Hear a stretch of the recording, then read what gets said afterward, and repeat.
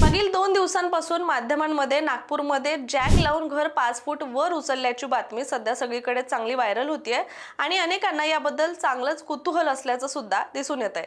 पण जॅक लावणं म्हणजे नेमकं काय असा प्रश्न सुद्धा अनेकांना पडलाय। तर मुख्यतः पूरप्रवण भागामध्ये घर सुरक्षित राहावं यासाठी काही ठिकाणी संपूर्ण घर हे जॅकच्या मदतीने वर उचललं जातं।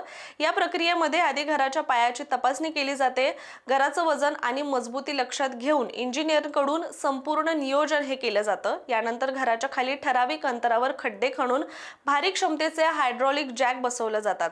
हे जॅक एकाच वेळी हळूहळू चालू करून घर थोडं थोडं वर उचललं जातं, कारण अचानक किंवा एका बाजूने घर उचलल्यास भेगा पडण्याची शक्यता असल्याने ही प्रक्रिया अत्यंत शिताफीने केली जाते। घर काही इंच उंच झाल्यावर त्याखाली लोखंडी बीम किंवा कॉन्क्रीटचा आधार दिला जातो आणि अशा प्रकारे टप्प्याटप्प्याने घर हे साधारणपणे 5 फूट उंचीवर नेलं जातं।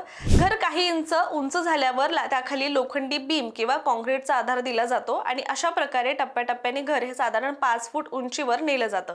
त्यानंतर घर वर उचललेलं असताना खाली नवीन आणि मजबूत पाया हा बांधला जातो आणि नवा पाया पूर्ण झाल्यानंतर घर हळूहळू त्यावर बसवण्यात येतं।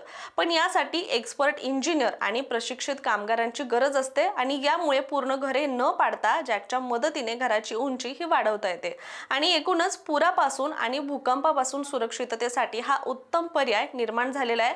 भारतात पाहायला गेलं तर पंजाबमध्ये असा प्रयोग करण्यात आलाय आणि महाराष्ट्रात पहिल्यांदा चिपळूणमध्ये हा प्रयोग झाला होता, तर पालघरमध्ये सुद्धा जॅक लावून घर उंचवण्याची घटना घडलेली आहे।